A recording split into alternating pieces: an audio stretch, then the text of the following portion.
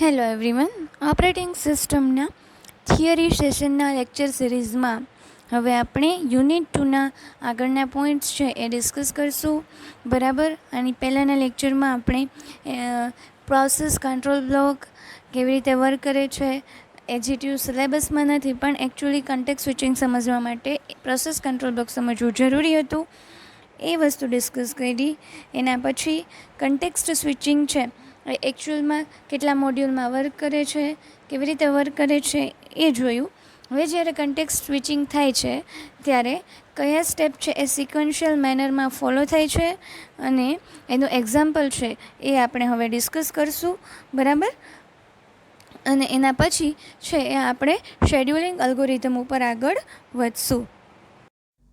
Late us discuss steps of context switching. એકચ્યુઅલમાં કઈ વસ્તુ છે એ પરફોર્મ થાય છે જ્યારે કન્ટેક્સ્ટ સ્વિચિંગ છે એ થાય છે. Okay, so following steps are involved the process of context switch when events occur necessary to make context switch. These steps are followed in sequential manner. Okay કે જો જ્યારે પણ ઇવેન્ટ થાય છે, બરાબર, આની પહેલાં આપણે ઇવેન્ટ્સ છે એ ડિસ્કસ કરેલી હતી કે કઈ કઈ વસ્તુ હોય ત્યારે કન્ટેક્સ્ટ સ્વિચિંગ થાય. તો કે પહેલાં તો જ્યારે આઈઓ માટેની વેઇટિંગમાં જાય છે કોઈ પ્રોસેસ છે, પછી કોઈ ઇવેન્ટ્સ માટે વેઇટ કરે છે, એના પછી પ્રોસેસ ટર્મિનેટ થઈ જાય છે, અથવા પ્રોસેસ છે એને ફોર્સેબલી છે એની પાસેથી સીપીયુ લઈ લેવામાં આવે છે. તો આ 4 ટાઈપ્સની ઇવેન્ટ થાય છે ત્યારે કન્ટેક્સ્ટ સ્વિચ થાય છે. બરાબર. તો નીચેના જે સ્ટેપ્સ છે હવે આપણે જોશું એ સિક્વન્શિયલ મેનરમાં ફોલો કરશું. Save context of the running process in its PCB. Okay, જે પ્રોસેસ રનિંગ મોડમાં છે એનો કન્ટેક્સ્ટ એટલે કે એનો ડેટા છે એ પીસીબીમાં સ્ટોર કરશું. Transfer the running process from running state to waiting or ready state depending upon the event. Okay, તો હવે જે પ્રોસેસ રન થતી હતી, બરાબર, એ હવે રનિંગ સ્ટેટમાં તો નહીં હોય, તો એ કયા સ્ટેટમાં જશે? તો કે વેઇટિંગમાં જાય અથવા તો રેડી સ્ટેટમાં જાય. એ કોના ઉપર ડિપેન્ડ છે? આપણે ઉપર જે 4 ટાઈપની હમણાં ડિસ્કસ કરી ઇવેન્ટ, એ 4માંથી કયા ટાઈપની ઇવેન્ટ થાય છે એના ઉપર ડિપેન્ડ છે. બરાબર છે? Okay, now choose process from ready queue using some scheduling algorithm. Load the context of this process from its PCB. હવે જે રેડી ક્યુમાંથી શેડ્યુલિંગ અલ્ગોરિધમનો યુઝ કરી અને એક પ્રોસેસને આપણે સિલેક્ટ કરશું અને એનો જે કન્ટેક્સ્ટ હશે, બરાબર, એ આપણે પીસીબીમાંથી લોડ કરશું. બરાબર. હવે જે સિલેક્ટેડ પ્રોસેસ છે, બરાબર, એ રેડી સ્ટેટ ટુ રનિંગ સ્ટેટમાં છે એ ટ્રાન્સફર થઈ જશે. અહીંયા રનિંગ સ્ટેટ છે એ લખતા ભૂલાઈ ગયું છે, બરાબર, મિસિંગ છે. Okay, so transfer the chosen process from ready state to running state. CPU this process to continue its execution. CPU હવે આ પ્રોસેસનું એક્ઝિક્યુશન છે એ કન્ટિન્યુ કરશે. બરાબર. તો આટલા ટાઈપના સ્ટેપ્સ છે એ ફોલો થાય છે જ્યારે કન્ટેક્સ્ટ સ્વિચિંગ થાય છે ત્યારે. બરાબર છે? Okay, now we will discuss example of context switching. The following figure explain the context switch between two processes. કઈ ફિગર? તો કે આ. હવે જુઓ શું છે તો કે પ્રોસેસ 0 છે, બરાબર, અહીંયા પ્રોસેસ 1 છે. અત્યારે પ્રોસેસ 0 રનિંગ છે, તો પ્રોસેસ 1 છે આઈડિયલ સ્ટેટમાં છે. હવે જ્યારે સ્વિચિંગ થાય છે, બરાબર, તો એની પહેલાં શું થાય છે તો કે પ્રોસેસ 0નો કન્ટેક્સ્ટ છે એ પીસીબી 0માં, પીસીબી પ્રોસેસ કંટ્રોલ બ્લોક, બરાબર, એમાં છે એ સ્ટોર થશે. પછી તો કે જે પીસીબી 1 છે, બરાબર, એ પીસીબી 1નો કન્ટેક્સ્ટ છે, બરાબર, એ લોડ થશે. બરાબર. એટલે ત્યારે હવે શું થવા માંડ્યું તો કે પ્રોસેસ 1 છે રનિંગ મોડમાં આવી ગઈ અને અહીંયા છે આઈડિયલ સ્ટેટમાં આવી ગયું. હવે ફરી પાછું પીસીબી 1 પૂરું થઈ જાય અથવા તો એ રનિંગમાંથી બહાર નીકળે છે તો એનો કન્ટેક્સ્ટ પીસીબી 1માં સ્ટોર થાય છે, પીસીબી 0નો લોડ થાય છે, ફરી પાછી પ્રોસેસ 0 રનિંગમાં આવી ગઈ, પ્રોસેસ 1 છે આઈડિયલ સ્ટેટમાં આવી ગઈ. તો આવી રીતે કન્ટેક્સ્ટ સ્વિચિંગ છે એ એકચ્યુઅલમાં વર્ક કરે છે. બરાબર. હવે થિયરીમાં જોઈએ. Initially, process 0 executes on CPU and process 1 is in ideal state. After some time duration, process 0 releases CPU. બરાબર, જે વસ્તુ હમણાં ફિગરમાં ડિસ્કસ કરી કે પહેલાં પ્રોસેસ 0 છે એ સીપીયુમાં એક્ઝિક્યુટ થાય છે, પ્રોસેસ 1 છે એ આઈડિયલ સ્ટેટમાં છે, થોડાક ટાઈમ પછી પ્રોસેસ 0 છે એ સીપીયુને રિલીઝ કરી દેશે. Now there is a turn of process 1 to execute on CPU. હવે કોનો ટર્ન આવ્યો તો કે પ્રોસેસ 1નો. બરાબર, તો એનો ટર્ન આવ્યો છે. તો હવે સીપીયુ શું થશે તો કે સીપીયુ અલોકેટ થશે ક્યાંથી તો કે પ્રોસેસ 0 ટુ પ્રોસેસ 1માં છે એ અલોકેટ થશે. So in another words we can say that there is a need of context switch. Okay, at this point context of process 0, process 0નો જે કન્ટેક્સ્ટ છે એ stored in its process control block પીસીબીમાં store થશે. જો આટલે જ મેં કીધું હતું કે પીસીબી છે એકચ્યુઅલી ન્યૂ સિલેબસ મુજબ છે નહીં, બટ પીસીબી આપણને ખબર હશે તો જ આપણને કન્ટેક્સ્ટ સ્વિચિંગ છે એ ખબર પડશે. સો શું થશે તો કે પ્રોસેસ 0 છે એનો કન્ટેક્સ્ટ છે એ પ્રોસેસ કંટ્રોલ બ્લોકમાં સ્ટોર થશે અને જે પ્રોસેસ 1નો કન્ટેક્સ્ટ છે એ પીસીબી 1માંથી લોડ થશે.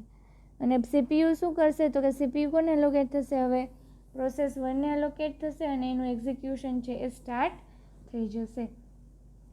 Now when process 1 releases CPU, context of process 1 is stored in PCB1 and context of process 0 is loaded from PCB0. ફરી પાછું પ્રોસેસ 1એ CPU રિલીઝ કરી દીધું એટલે શું થયું તો કે કન્ટેક્સ્ટ 1નો જે પ્રોસેસ હતો એ PCB1માં સ્ટોર થયો, પ્રોસેસ 0નો ફરી પાછો PCB0માંથી લોડ થયો.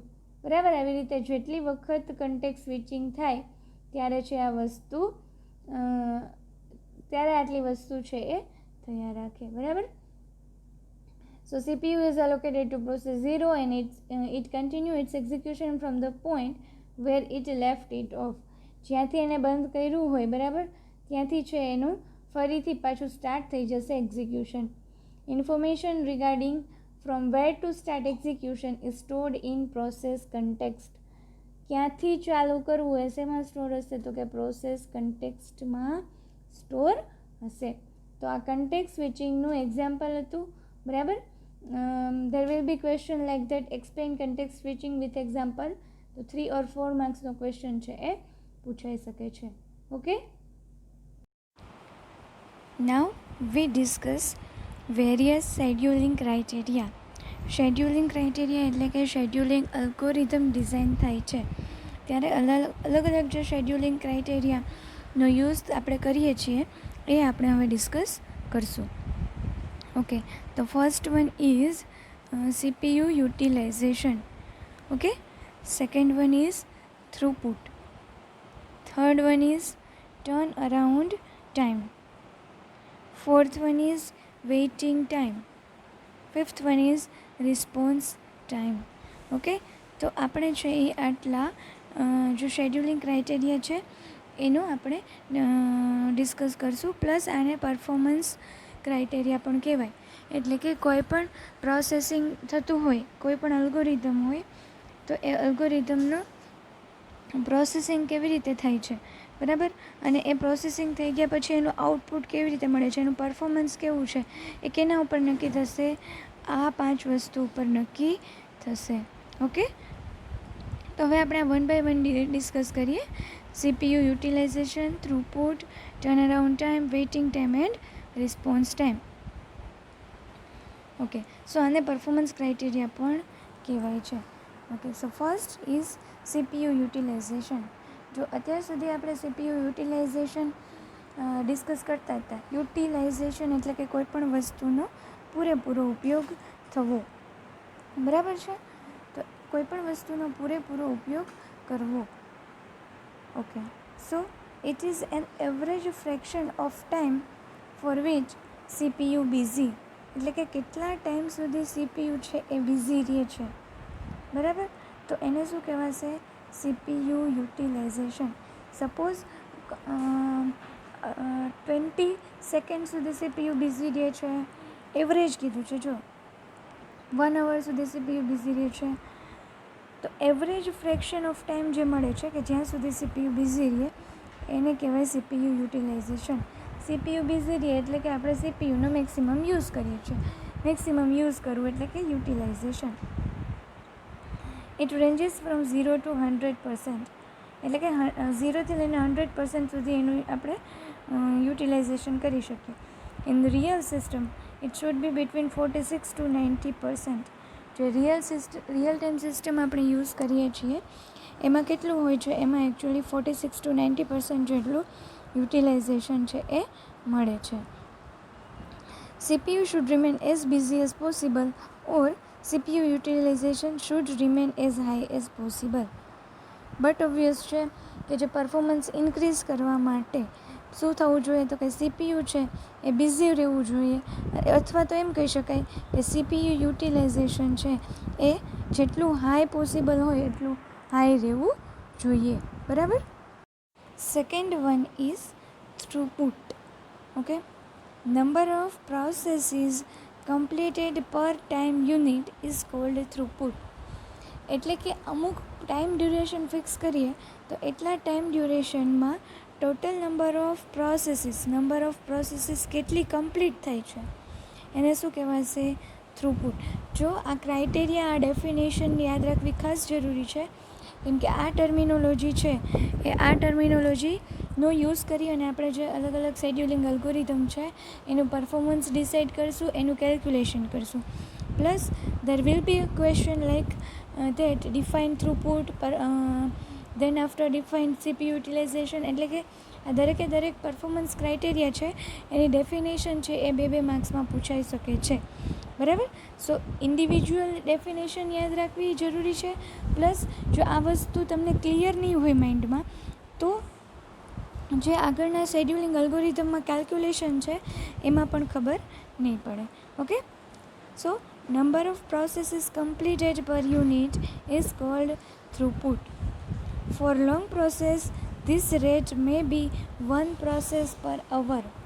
ઓકે, જો હવે શું કીધું કે જો લોંગ પ્રોસેસ હોય તો 1 કલાકમાં એક જ પ્રોસેસ પૂરી થાય, પણ શોર્ટ ટ્રાન્ઝેક્શન હોય તો શોર્ટ પ્રોસેસીસ હોય તો એમાં શું થાય, તો કે તો છે એનું થ્રુપુટ કેટલું હોઈ શકે, તો કે 10 પ્રોસેસીસ પર સેકન્ડ. બરાબર. પર સેકન્ડમાં 10 પ્રોસેસીસ પણ કમ્પ્લીટ થઈ શકે છે. એટલે ડિપેન્ડ ઓન કેવડી પ્રોસેસીસ છે. બરાબર. Okay, now next one is turn around time.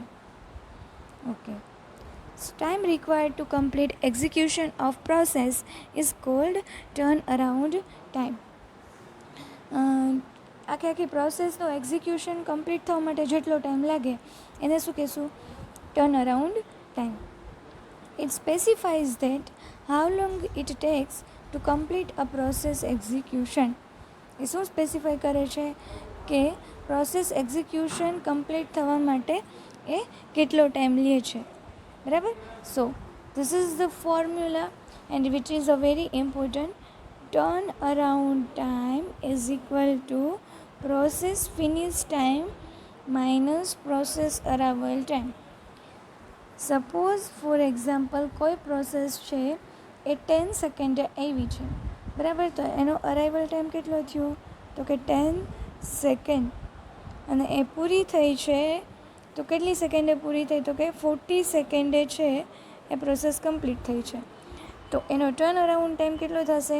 40 - 30 એટલે 40 - 10 એટલે 30 સેકન્ડ છે એનો ટર્ન અરાઉન્ડ ટાઈમ થશે. બરાબર.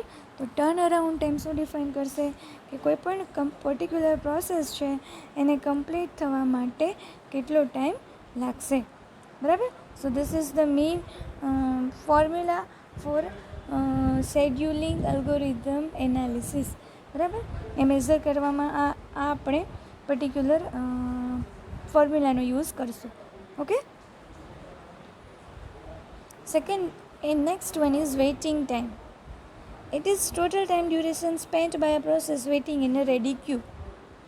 તો રેડી ક્યુમાં પ્રોસેસને જેટલો વેઇટ કરવો પડે એ એનો વેઇટિંગ ટાઈમ થશે, કેમ કે ત્યાં સુધી એનો ચાન્સ નહીં આવે CPU એક્ઝિક્યુટ થવાનો.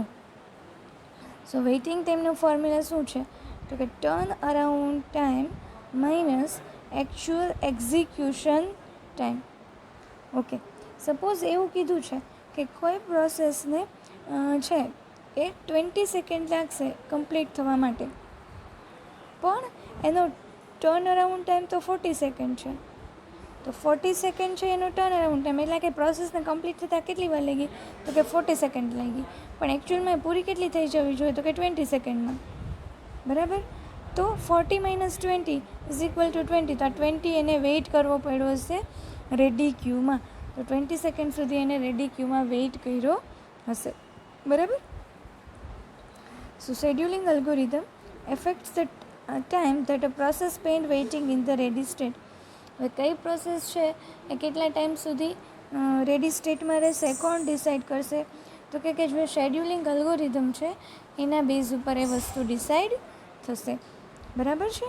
Okay, so this and then is response time. Okay, it is the time between issuing a command or request and getting output and result. એટલે કે કોઈ પ્રોસેસ છે, બરાબર? હવે જો એ પર્ટિક્યુલર પ્રોસેસ છે એ કંઈ કમાન્ડ અથવા તો રિક્વેસ્ટ કરે છે અને એનું જ્યારે આઉટપુટ અથવા તો એનું રિઝલ્ટ આવે છે એ બે વચ્ચેનો જે ટાઈમ છે એને કહેવાશે response time. It is more important in interactive system. જો ઇન્ટરેક્ટિવ સિસ્ટમ હોય એટલે કે જેમાં યુઝર છે એ યુઝર જોડેનું જે ઇન્ટરેક્શન છે એ વધારે હોય તો એમાં છે રિસ્પોન્સ ટાઈમ છે એ વધારે ઇમ્પોર્ટન્ટ છે. User request should be served as quickly as possible. યુઝરની જે રિક્વેસ્ટ છે એ એની ફૂલફિલ છે એ જેટલી પોસિબલી જલ્દી થાય એટલી સારું. Here user requests are given more priority compared to background system processes. બરાબર? અહીંયા શું કરે? યુઝરની રિક્વેસ્ટ છે એને વધારે પ્રાયોરિટી આપવામાં આવે છે. So for better performance of the સિસ્ટમનું બેટર પરફોર્મન્સ લઈ આવવા માટે CPU utilisation and throughput should be maximised while turnaround time, waiting time and response time should be minimized. જો ખાસ યાદ રાખજો કઈ વસ્તુ મેક્સિમાઇઝડ હોવી જોઈએ અને કઈ વસ્તુ મિનિમાઇઝ હોવી જોઈએ. તો CPU યુટિલાઇઝેશન અને થ્રુપુટ છે એ મેક્સિમાઇઝ હોવું જોઈએ, જ્યારે ટર્નઅરાઉન્ડ ટાઈમ, વેઇટિંગ ટાઈમ અને રિસ્પોન્સ ટાઈમ છે એ મિનિમાઇઝડ હોવો જોઈએ. બરાબર? આટલી વસ્તુ છે એ પરફોર્મન્સ ક્રાઇટેરિયામાં ધ્યાન રાખવાની છે. બરાબર? જસ્ટ ક્વિક રિવિઝન કરી લઈએ દરેકે દરેક ડેફિનેશનનું. પહેલું હતું CPU યુટિલાઇઝેશન, એટલે કે CPU છે એ મેક્સિમમ યુટિલાઇઝ થવું જોઈએ. બરાબર છે? જેટલા ટાઈમ ડ્યુરેશન સુધી average fraction of time CPU busy રહે એને કહેવાય CPU યુટિલાઇઝેશન. ઓકે, એના પછી હતું થ્રુપુટ. તો પર ટાઈમ યુનિટમાં જેટલી process number of processes complete થાય એને કહેવાય થ્રુપુટ. બરાબર? એના પછી ટર્ન અરાઉન્ડ ટાઈમ. તો કમ્પ્લીટ એક્ઝિક્યુશન ઓફ પ્રોસેસને કમ્પ્લીટ થવા માટે જેટલો ટાઈમ જોઈએ, બરાબર, કોઈપણ પ્રોસેસ આખી પૂરી થાય એના માટે જેટલો ટાઈમ જોઈએ એને કહેવાશે turn around time. And turn around time is equal to process finish time minus process arrival time. Okay, then waiting time. જેટલો ટાઈમ ડ્યુરેશન સુધી પ્રોસેસ રેડી ક્યુમાં વેઇટ કરશે એને કહેવાય waiting time. And waiting time is equal to turn around time minus actual execution time. એના પછી response time. તો કે જ્યાં સુધી કમાન્ડ અથવા તો રિક્વેસ્ટ ઇસ્યુ થાય અને એનું રિઝલ્ટ જ્યાં સુધી ના મળે એ બે વચ્ચેનો ટાઈમ છે એને કહેવાય રિસ્પોન્સ ટાઈમ. તો હવે કઈ વસ્તુ મેક્સિમાઇઝ હોવી જોઈએ? તો કે થ્રુપુટ છે એન્ડ CPU યુટિલાઇઝેશન છે, આ બે વસ્તુ મેક્સિમાઇઝ હોવી જોઈએ. અને turn around time, waiting time and response time છે એ મિનિમાઇઝડ હોવો જોઈએ. Okay, so this is a scheduling criteria or we can say that it is performance criteria. Now we discuss various scheduling algorithm. બરાબર? Scheduling શું છે, scheduler શું છે અને શેડ્યુલિંગ અલ્ગોરિધમ છે, એ ત્રણેયની ડેફિનેશન આપણે ઓલરેડી ડિસ્કસ કરી લીધી છે. તમારા માઇન્ડમાં એ કન્સેપ્ટ હશે જ. શેડ્યુલિંગ છે એ પ્રોસેસ છે કે કેવી રીતે કોઈ પ્રોસેસને સિલેક્ટ કરવી. બરાબર? એ આખી પ્રોસિજર છે કે કઈ પ્રોસેસને રેડીમાંથી રનિંગ સ્ટેટમાં સિલેક્ટ કરવી. એના પછી શેડ્યુલર શું છે, તો કે ઓપરેટિંગ સિસ્ટમનો પાર્ટ છે કે જે ચૂઝ કરશે કે આ પ્રોસેસ છે હવે નેક્સ્ટ રનિંગ સ્ટેટમાં જશે.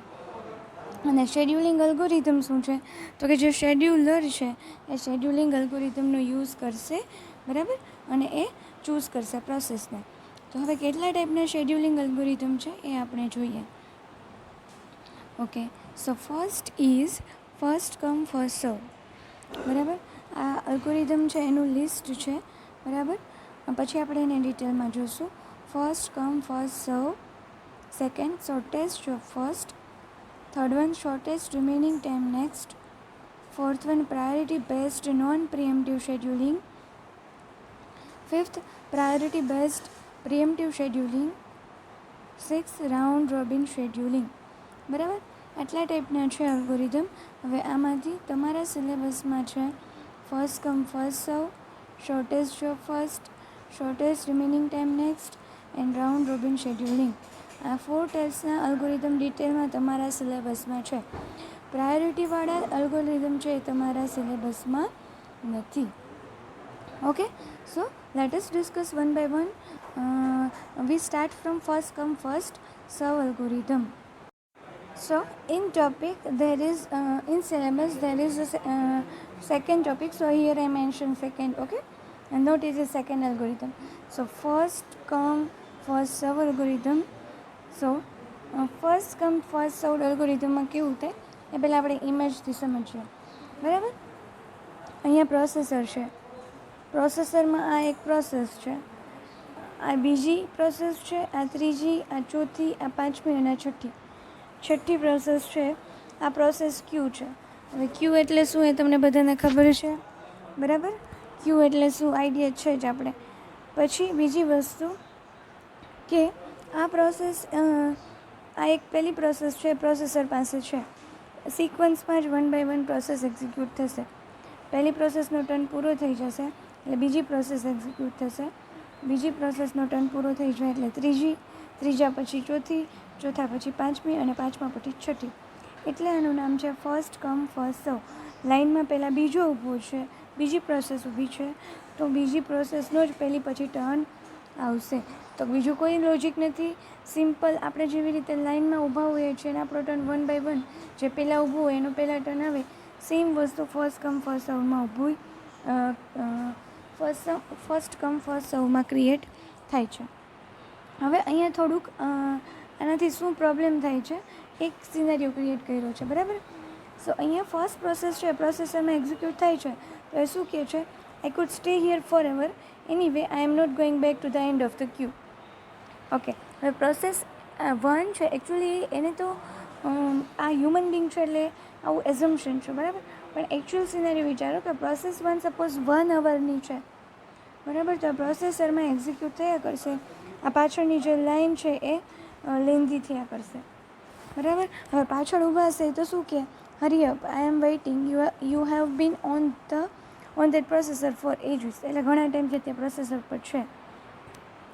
જો એન્ડમાં હશે look at the size of that queue, બરાબર. બટ ઓબ્વિયસ છે કોઈ પહેલી પ્રોસેસ જે એક્ઝિક્યુટ થાય છે પ્રોસેસરમાં એ જો 1 અવરની અથવા તો બહુ જ લેન્ધી હોય તો પાછળની પ્રોસેસરનો છે એ ટર્ન આવે નહીં. So here it is a scheduler, એ શું કહે છે, sorry, first come first served algorithm છે એટલે એમાં કાંઈ પણ થઈ શકે નહીં. જે વસ્તુ પહેલી પ્રોસેસ જે હશે એ જ એક્ઝિક્યુટ થયા રાખશે, બરાબર. સો here it is the simple overview of first come first serve. Let us discuss in theory portion. Okay, first come first serve selection criteria. કેવી રીતે છે એ પ્રોસેસ સિલેક્ટ થાય છે. The process that request first is served first. It means that processes are served in the exact order as they come. Processes are served in the exact order as they come. Shortest remaining time next. Okay. Shortest remaining time next માં જેવું હશે એવું વસ્તુ અહીંયા possible થશે નહીં. હવે શું થશે તો કે જે પહેલાં રિક્વેસ્ટ કરે છે એ પહેલાં સર્વ થશે, બરાબર. એટલે કે જે પહેલાં આવ્યું એનો ટર્ન પહેલાં આવશે, તો એ વસ્તુ સિલેક્શન ક્રાઇટેરિયામાં આવશે. એના પછી ડિસિઝન મોડ. હવે જો નોન પ્રિએમ્પ્ટિવ એટલે કે once a process is selected it runs until it blocks for an I or some event or it terminates. Non preemptive એટલે કે પ્રોસેસ પાસેથી ફોર્સેબલી છે એ પ્રોસેસર લઈ લેવામાં આવશે નહીં જ્યાં સુધી એ કોઈ આઈઓ અથવા તો કોઈ ઇવેન્ટ માટે વેઇટ નહીં કરે અથવા તો એ ટર્મિનેટ નહીં થાય ત્યાં સુધી એ પ્રોસેસર પાસે રહેશે. હવે એનું ઇમ્પ્લિમેન્ટેશન જો સમજાય છે. પહેલી વસ્તુ શું હતી તો કે સિલેક્શન ક્રાઇટેરિયા. સિલેક્શન ક્રાઇટેરિયા શું છે તો કે જે પહેલાં આવે એ પહેલાં પ્રોસેસર પાસે જશે. સિમ્પલ. ડિસિઝન મોડમાં શું હશે તો કે નોન પ્રિએમ્પ્ટિવ છે જ્યાં સુધી એ કોઈ આઈઓ માટે નહીં જાય અથવા તો કોઈ ઇવેન્ટ માટે વેઇટ કરશે નહીં અથવા તો ટર્મિનેટ નહીં થઈ જાય ત્યાં સુધી છે એ પ્રોસેસરમાં એક્ઝિક્યુટ થશે. હવે આવ્યા implementation. Okay. This strategy can be easily implemented using FIFO-Q. FIFO means first in first out. તો ક્યુની મદદથી જો ક્યુ એ પાછું ડેટા સ્ટ્રક્ચર છે જેવી રીતે સ્ટેક એક ડેટા સ્ટ્રક્ચર હતું એવી જ રીતે ક્યુ ડેટા સ્ટ્રક્ચર છે જે તમારે ડેટા સ્ટ્રક્ચર સબ્જેક્ટમાં ભણવાનું આવશે. પણ ક્યુ ડેટા સ્ટ્રક્ચરનો યુઝ કરી અને ફર્સ્ટ સર્વ જે સ્ટ્રેટેજી છે બરાબર એ ઇઝીલી ઇમ્પ્લિમેન્ટ કરી શકાય છે. ઓકે. તો એને ઇમ્પ્લિમેન્ટ કરવા માટે શેનો યુઝ પડશે તો કે FIFO-Qનો. FIFO-Q એટલે ક્યુમાં જે પહેલાં આવે એ પહેલાં બહાર નીકળશે. When first process enters the system, it starts its execution. All other processes are appended in a queue. બરાબર. પહેલી પ્રોસેસ સિસ્ટમમાં એન્ટર થશે તો શું થશે તો કે એનું એક્ઝિક્યુશન સ્ટાર્ટ થઈ જશે. બીજી બધી પ્રોસેસીસ છે એ ક્યુમાં છે એ હશે. બરાબર. એ બધી ક્યુમાં એપેન્ડ થતી જશે. એપેન્ડ એટલે પાછળ અટેચ થતું જવું. When CPU becomes free, a process from the first position in a queue is selected to run. પહેલાંનો વારો પૂરો થઈ ગયો તો એના પછી જે બીજો હોય એનો વારો સ્ટાર્ટ થાય. સિમ્પલ વસ્તુ છે. જ્યારે CPU ફ્રી થાય બરાબર ત્યારે જે ફર્સ્ટ પોઝિશન ક્યુમાં હોય જે પ્રોસેસની એને સિલેક્ટ કરીને એને રન કરવામાં આવશે. તો શેડ્યુલિંગ અલ્ગોરિધમની આ સિમ્પલ સ્ટ્રેટેજી છે. જે પહેલાં હોય એ પહેલાં એક્ઝિક્યુટ થશે. જે પહેલાં આવ્યો એ પહેલાં સર્વ થશે. ફર્સ્ટ કમ ફર્સ્ટ સર્વ. જે પહેલાં આવે છે એ પહેલાં પ્રોસેસરમાં એક્ઝિક્યુટ થવા માટે જશે. સો આજના લેક્ચરમાં આપણે કન્ટેક્સ્ટ સ્વિચિંગનો જે પોર્શન હતો એક્ઝામ્પલ રિલેટેડ બરાબર. તો એ એક્ઝામ્પલ જોયું કન્ટેક્સ્ટ સ્વિચિંગનું. એ કન્ટેક્સ્ટ સ્વિચિંગને એક્ઝામ્પલ જોયા પછી શેડ્યુલિંગ વેરિયસ શેડ્યુલિંગ અલ્ગોરિધમથી શરૂઆત કરી અને એમાંનો જે ફર્સ્ટ કમ ફર્સ્ટ સમ શેડ્યુલિંગ અલ્ગોરિધમ છે બરાબર એ ફર્સ્ટ કમ ફર્સ્ટ સર્વ શેડ્યુલિંગ અલ્ગોરિધમ જોયો. બીજી વસ્તુ ફર્સ્ટ કમ ફર્સ્ટ સર્વ અલ્ગોરિધમમાં આપણે જોયું કે એનું